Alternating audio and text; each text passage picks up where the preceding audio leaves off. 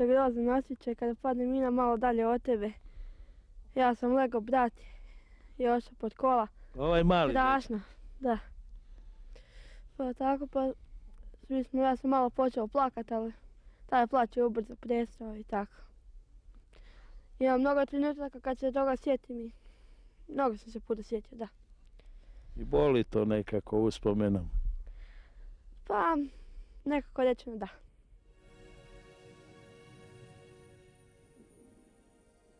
U 1991-1992 školsku godinu ovdje nismo održavali nastavu, nego smo putovali s djecom preko Save u Gušće, preko Skele, još je onda bila na Kratečkom.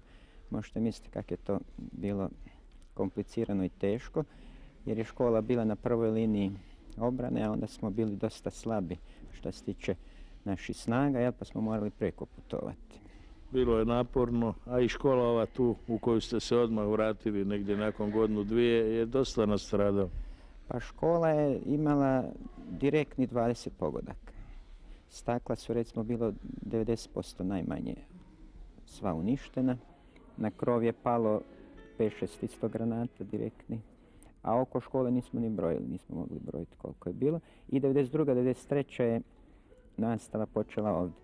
Mi smo najprije morali vodovod ustrojiti, centralno grijanje recimo, to je sve bilo razoreno, stakla nova staviti, krov, ploče staviti gore i tako. Tako da je bilo preko ferija dosta posla. U stvari ne samo preko ferija, nego i prije dok su se stekli uvjeti da možemo tu boraviti uopće po danu. Ja. I onda smo 1992-1993 počeli nastavu ovdje. I srećom završili smo tu školsku godinu redovno u našoj školi. Učenika je 1991-1992 bilo oko 150, već 1992-1993 je bilo oko 200 učenika naših.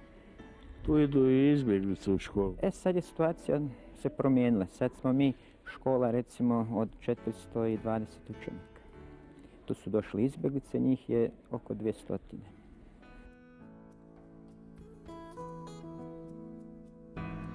Otkud ste došli ovdje? Došli smo od Banja Luke. I kako je tamo bilo? Pa loše, da je dobro, ostali tamo. I vidim imate ovdje dvoje djece, a kažu imate više. Imam 5, 3 su u školi, a 2 ovi mali su tu. Kako ste se svi ovdje snašli? Tako sad za prvu pomoć, dobro je.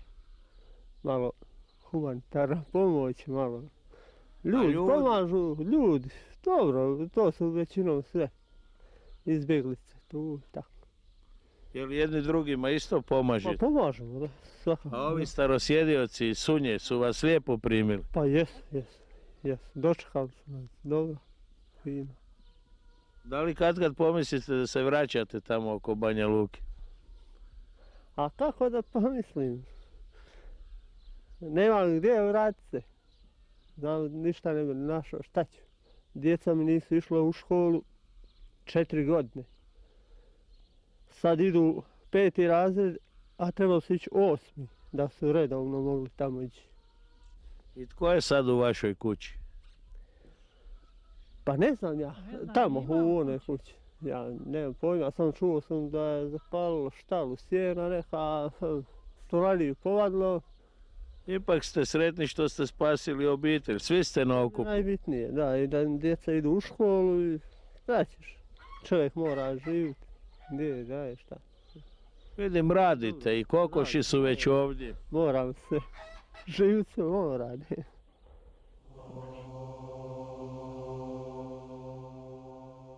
Kao da budućnost i sutrašnjica zatiru nemilu prošlost, ali mrtvi, ranjeni, a i ruševine bit će podsjetnik na krvožedne planove Srpske akademije, na bestijalnost umobolnih epigona Velike Srbije, Arkana i Šešelja, na divljanje i pokušaj zatiranja svega što je hrvatsko.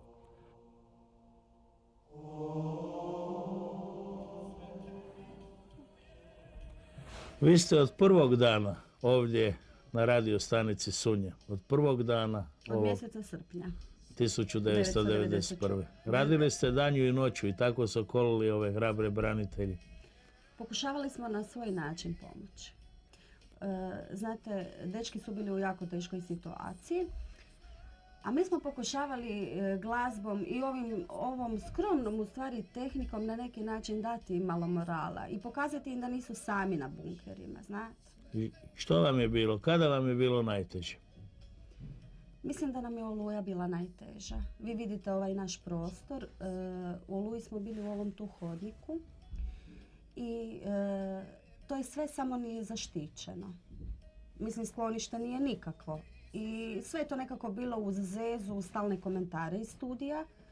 Međutim, kada je Luna udarila od nas 100 metara dalje, onda smo zaista postali svjesni da možemo stvarno poginuti. Jer užasno veliki krater je napravila. I kad smo vidjeli to, sva nam je stakla, sasula, ove sve zvučne kutije iz studija su popadale. Nije nam bilo baš lijepo, ali odmah smo išli u studio i nekako rekli smo sve u redu, to je bila jaka eksplozija, ali ne mogu nam ništa, dečki krenite dalje i tako. Vi ste ne samo sokolili, davali moral i tako dalje. Ovo je, mogli bismo reći, mirne duše jedan studio u improviziranim uvjetima, ali bio je zapravo nekoliko godina veliki studio. Jer je iz njega tekla i misao, i riječ, i ohrabrenje. U stvari, ovaj posao je započela ekipa sa 100 jedinice. Furali su samo glazbu, znači isključivo išla glazba, oni su donijeli jednu fonoteku, a mi smo počeli opet od nule. Vojska je zaista puno pomogla, sve su potencirali, ovu skromnu opremu u suradnji s općinom su nam uspjeli omogućiti i bile su donacije da bi mi mogli uopće reći radio postaja Sunja.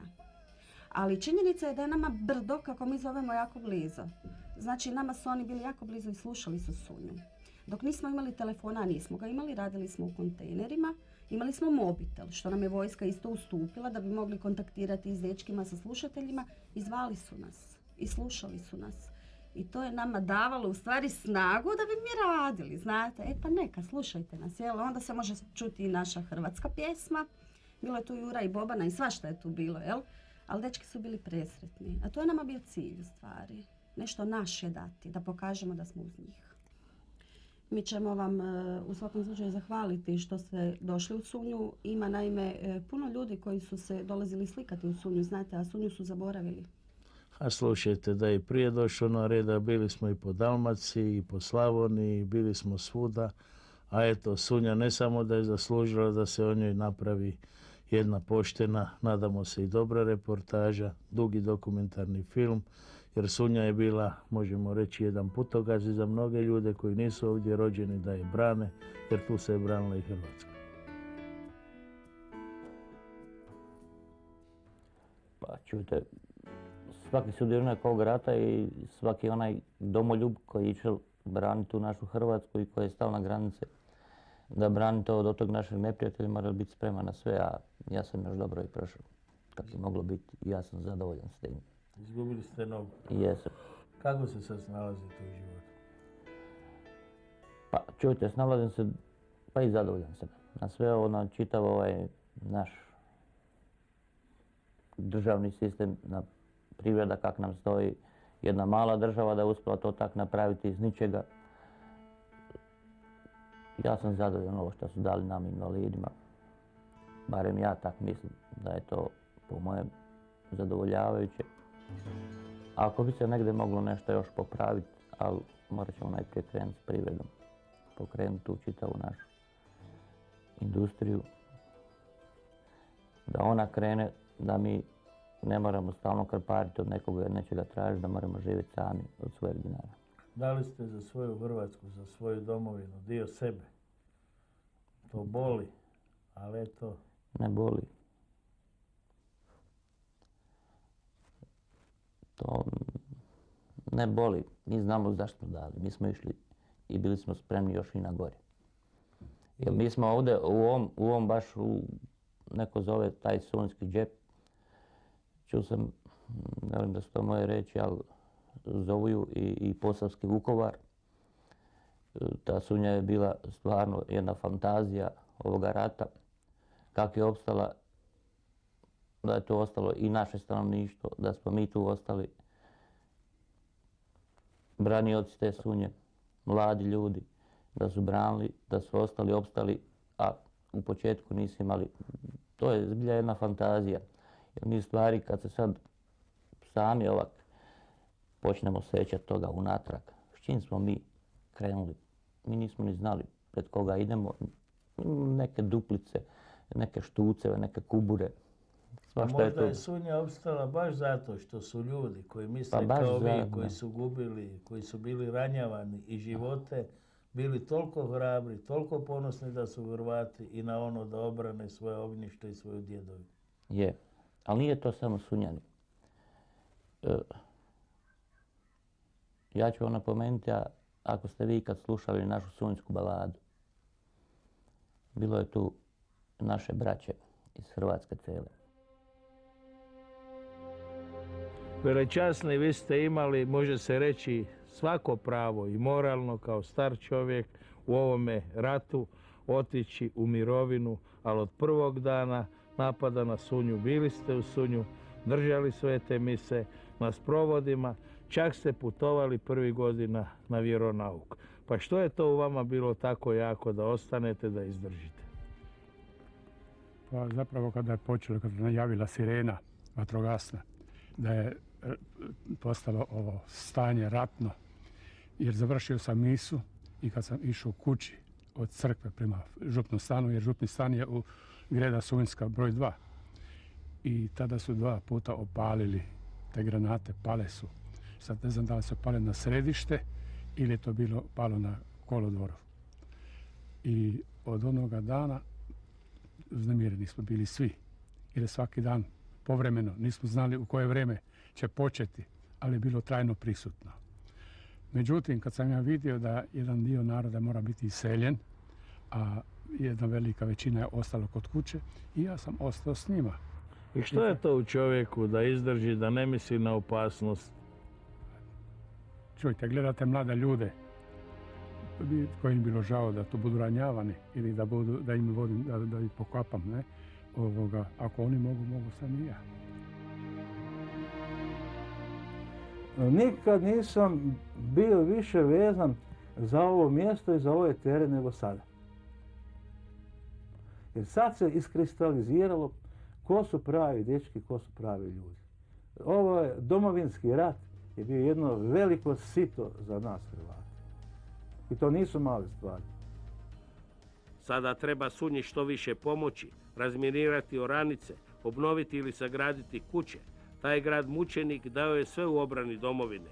Zato što prije valja izbrisati tragove zločinačkog rukopisa i solidarno, kao što je u najtežim danima radila i Sunja, pomoći. Jer ovaj sveti grad u bogatoj hrvatskoj povjesnici upisan je zlatnim slovima.